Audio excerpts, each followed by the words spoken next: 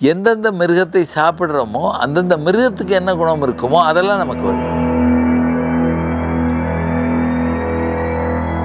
நீங்கள் சினிமாவில் கேலிக்காக கூட சொல்லியிருப்பாங்க, ஒரு சிரிப்பு நடிகன் ஒரு ரோட்டில் விற்ற கடையில் சாப்பிட்டு போனேன், ஏப்பம் வந்தால் காக்கா சத்தம் வருதுன்னு.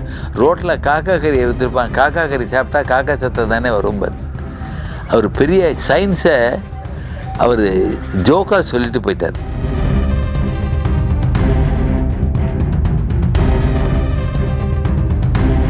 வாழ்கிறதுக்காக சாப்பிட்றேன்னா சாப்பிட்றதுக்காக வாழ்கிறேன்.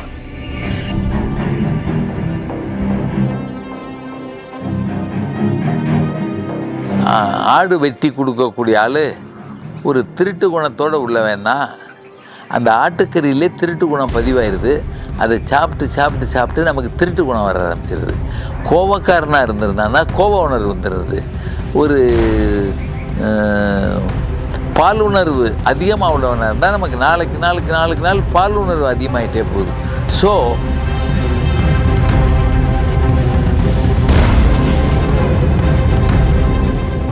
ஐயா வணக்கம். வணக்கம் ஐயா, நீங்கள் கடந்த 28 ஆண்டுகளாக மலர் மருத்துவம் மக்களுக்கு கொடுத்துட்டு வர்றீங்க. நிறைய வியாதிகளை மக்கள்கிட்ட குணப்படுத்துறீங்க. இது மனசுக்கான மருத்துவம்னு சொல்லி தான் நீங்கள் அதை கொடுக்குறீங்க. மனசில் இருக்கக்கூடிய விஷயங்கள் நேர்மறை எண்ணங்கள், எதிர்மறை எண்ணங்கள் இப்படி இருக்குது. அதில் எதிர்மறை எண்ணங்கள்லேருந்து குணப்படுத்துறீங்க. அதில் இப்போ நாங்கள் கேட்க வேண்டிய ஒரு விஷயம் என்னங்கன்னா, இப்போ நான்வெஜ் சாப்பிட்றாங்க இல்லைங்கய்யா, நான்வெஜ் மட்டனோ சிக்கனோ சாப்பிட்டா அதில் ஏதாவது எதிர்மறை எண்ணங்கள் உருவாகுமா? உடம்புல ஏதாவது மாற்றம் ஏற்படுமா? அது ஏதாவது வியாதியை கொண்டு வருமா? இல்லை சைவத்தில் என்ன சாப்பிட்ணும், நான்வெஜ்ஜில் அசைவத்தில் என்ன சாப்பிடக்கூடாது அப்படிங்கிறத கொஞ்சம் தெளிவாக சொல்லுங்கள். ரொம்ப இன்றைக்கு சமுதாயத்தில் பல வியாதிகளுக்கு முக்கியமான காரணமே நம்முடைய அசைவ உணவு தான். சாத்வீக உணவு உட்கொள்ளாதது தான் காரணம்.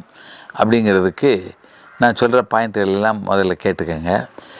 என்னை மாதிரி இந்த மாதிரி பொது வாழ்வியலில் உள்ள ஒரு முக்கியமான ஒரு நண்பர், அவருடைய இளமை காலங்களில் ஒரு ஆசிரியர் பணியில் இருக்கையில் அவருடைய நெருங்கிய உறவினர் வீட்டுக்கு போயிருந்தாராம்.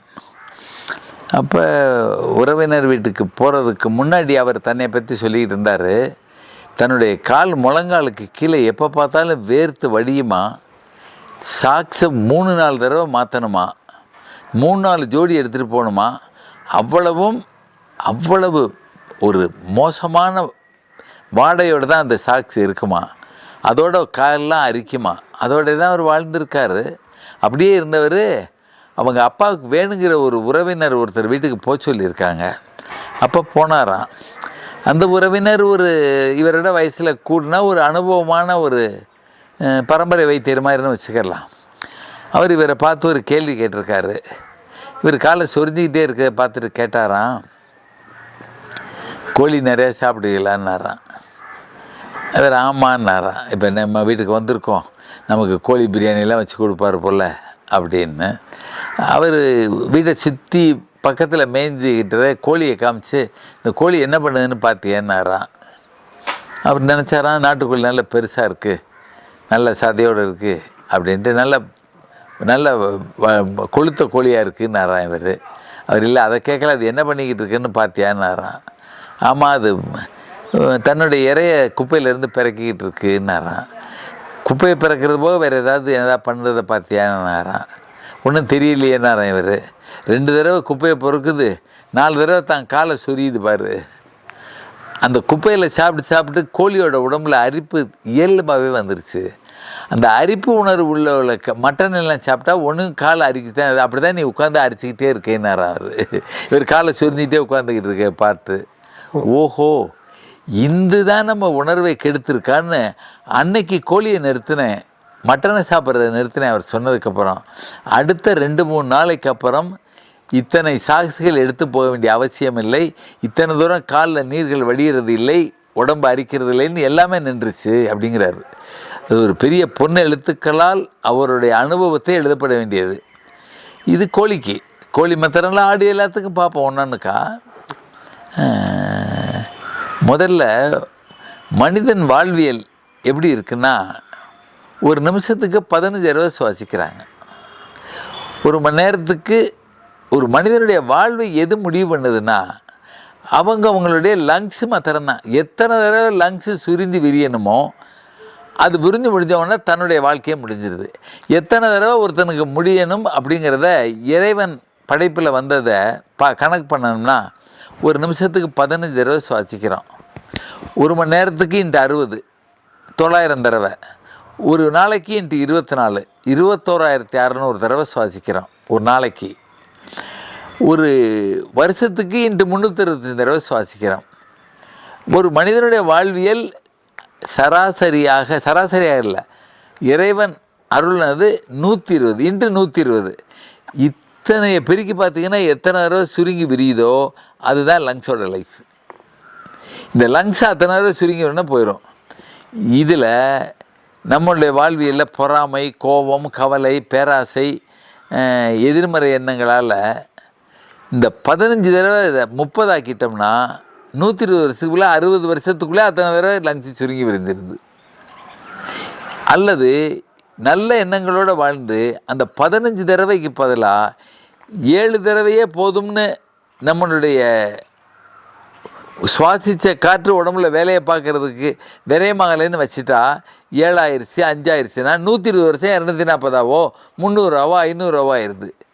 இன்னமும் புத்தர் மாதிரி ஞானிகள்லாம் ஒரு நிமிஷத்துக்கு ஒரு தடவை தான் இருக்குதுன்னு வந்துட்டான்னா 60 இன்ட்டு 120 அவ்வளவு வாழ்க்கையை வாழ்கிறாங்க. அந்த அளவுக்கு நம்மளுடைய மூச்சு காற்று எத்தனை தடவை சுருங்கி விரியணுமோ லங்ஸு அத்தனை தடவை சுருங்கி விரிஞ்சவொடனே மூளைக்கு எப்போ ரத்தத்தோட பிராணவாயு போலியோ அப்போ மனிதன் நினைறது. ஸோ மனிதனுடைய வாழ்க்கையை டிசைட் பண்ணுறது இத்தனாயிரம் பல்ஸ் அப்படிங்கிறது தான். இதை சாத்வீக உணவோடு நாம் வாழ்க்கை இருந்தால், இப்போ நான் சொன்னது கோபம் கவலைக்கு மாத்திரம் இல்லை, நாம் சாப்பிடக்கூடிய உணவு அளவுக்கு அதிகமாகவோ அல்லது ஒரு நெகட்டிவ் ஃபுட்டுன்னு எடுத்துக்கலாம், அதை பின்னாடி எக்ஸ்பிளைன் பண்ணுவோம். அவைகள் சாப்பிடையில் இப்போ உடம்புக்கு பாசிப்பயிர் வேணும்னு வச்சுக்கிறோம், ஒரு 50 கிராம். அந்த பாசிப்பயிரை எடுத்து 50 கிராம் எடுத்து நமக்கு தேவையை பூர்த்தி பண்ணினால் அந்த பாசிப்பயிரை செமிக்க எவ்வளவு பிராணவாயு வேணுமோ அதே பாசிப்பருப்பில் உள்ள புரோட்டீன் அளவுக்கு ஒரு மட்டன்லேயே சிக்கன்லேயே எடுக்கணும்னா இது மாதிரி 100 பங்கு இல்லை 150 பங்கு பிராணவாயுவே இதில் விரயமாகுது.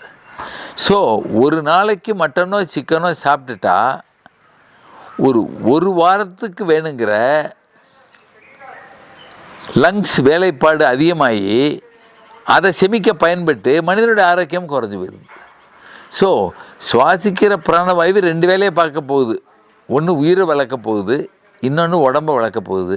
உடம்பை வளர்க்குறதுக்காகவே மட்டனையும் சிக்கனையும் சாப்பிட ஆரம்பித்தோம்னா உயிராற்றல் வளர்ச்சி குறைஞ்சிக்கிட்டே வந்து ஆன்மாதான் உயிர், அந்த உயிர் ஓம்பக்கூடிய நிலை நின்ன உடனே போயிடுது.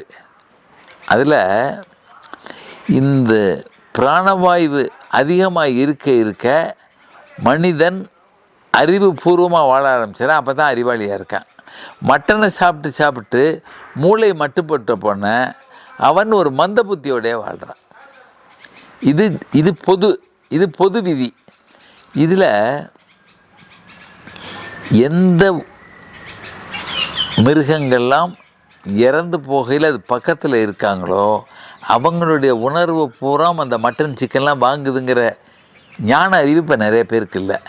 ஒரு உதாரணத்துக்கு ஆடு வெட்டி கொடுக்கக்கூடிய ஆள் ஒரு திருட்டு குணத்தோடு உள்ளவேன்னா அந்த ஆட்டுக்கறியிலே திருட்டு குணம் பதிவாயிருது. அதை சாப்பிட்டு நமக்கு திருட்டு குணம் வர ஆரம்பிச்சிருது. கோபக்காரனாக இருந்திருந்தான்னா கோப உணர்வு வந்துடுது. ஒரு பாலுணர்வு அதிகமாக உள்ளவனாக இருந்தால் நமக்கு நாளுக்கு நாள் பாலுணர்வு அதிகமாகிட்டே போகுது. ஸோ நாம் எதை சாப்பிடுகிறோமோ அதில் என்ன உணர்வு இருக்கிறதோ அந்த உணர்வை பெற்று நாம் பிறப்பால் என்ன குணத்தோடு பிறந்தோமோ அது மாறி எதிர்மறை குணங்களோடு வருது. ஒவ்வொரு நாளும் வேறு ஆள் வெட்டின சாப்பிட வேறு ஆள், ஒரு கோபக்காரன், ஒரு பயந்தொலி, ஒரு திருடன், ஒரு பால் உணர்வு உள்ளவன், இப்படி வேறு ஆள் சாப்பிடல. எல்லா கெட்ட உணர்வையும் நம்ம வாங்கிட்டு இருக்கோம் அந்த மட்டனில் சாப்பிட்றதுனால. அது என்னத்தை சமைச்சிட்டா கூட அதில் உள்ள உணர்வுகள்லாம் போகிறதில்லை. அந்த உணர்வு நமக்குள்ளே பதிவாக ஆரம்பிச்சிருது.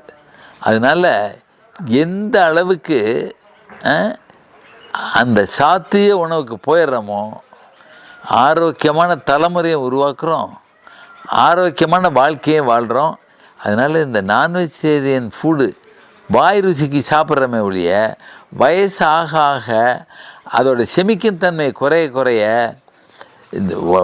அதாவது ஒரே வழி, நான் வாழ்கிறதுக்காக சாப்பிட்றேன்னா சாப்பிட்றதுக்காக வாழ்கிறேன்னா, மட்டன் சிக்கன் வாய்க்கு ருசியாக சாப்பிட்றதுக்காக வாழ்ந்தால் லைஃப் ஸ்பான் குறைஞ்சி போயிடுது. வாழ்கிறதுக்காக சாத்திய உணவு சாப்பிட்டேன்னா லைஃப் ஸ்பான் கூட்டிகிட்டு போகுது. இந்த உலகத்தில் வாழத்தான் வந்திருக்கோம், நம்ம ஆரோக்கியமாக வாழத்தான் வந்திருக்கோம்.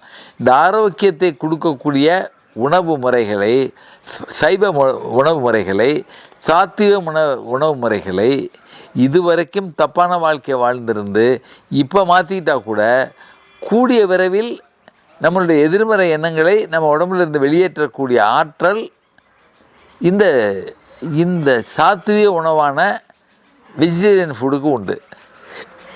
அது இயற்கையில் அது மாத்திரம் இல்லை, எந்தெந்த மிருகத்தை சாப்பிட்றோமோ அந்தந்த மிருகத்துக்கு என்ன குணம் இருக்குமோ அதெல்லாம் நமக்கு வருது.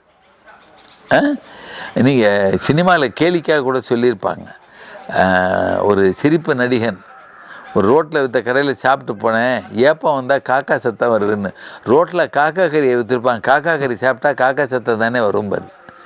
அவர் பெரிய சயின்ஸை அவர் ஜோக்காக சொல்லிட்டு போயிட்டார். ஒரு நல்ல நடிகர் தான், இப்போ இல்லை. அவர் அந்த மாதிரி ஒரு உணர்வை சொல்லியிருக்கார்.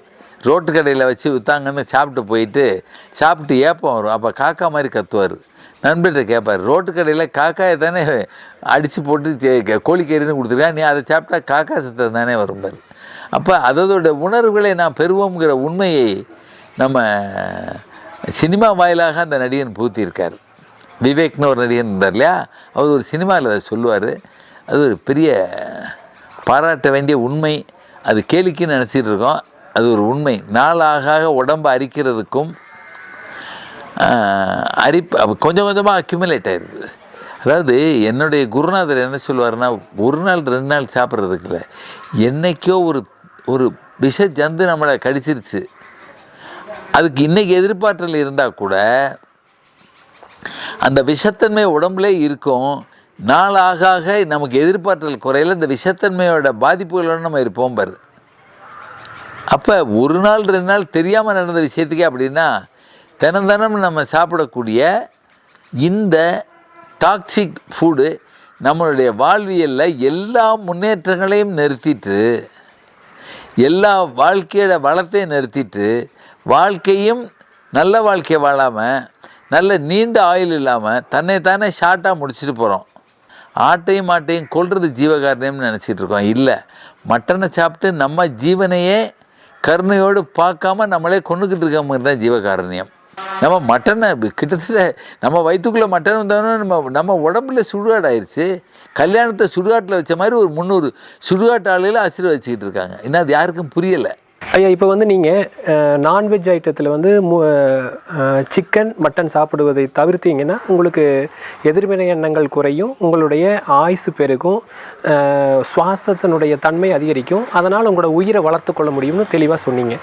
அதில் இப்போ ஐயா, இப்போ முட்டையில் வெஜ்ஜு முட்டைன்னு சொல்கிறாங்க, ஃபிஷ்ஷு சொல்கிறாங்க, மீன் சொல்கிறாங்க. இதை எடுத்துக்கிட்டிங்கன்னா தான் உங்கள் உடம்பு புரோட்டீன் எடுக்க முடியும், கொழுப்பு நல்ல கொழுப்பு வரும், ஒமேகா இந்த மாதிரி சில விஷயங்கள் மீனையும் முட்டையும் சார்ந்து சொல்கிறாங்க. இதை எடுத்துக்கலாமாங்க? அதை பற்றி சொல்லுங்கள். இதில் எடுத்துக்கிறதுல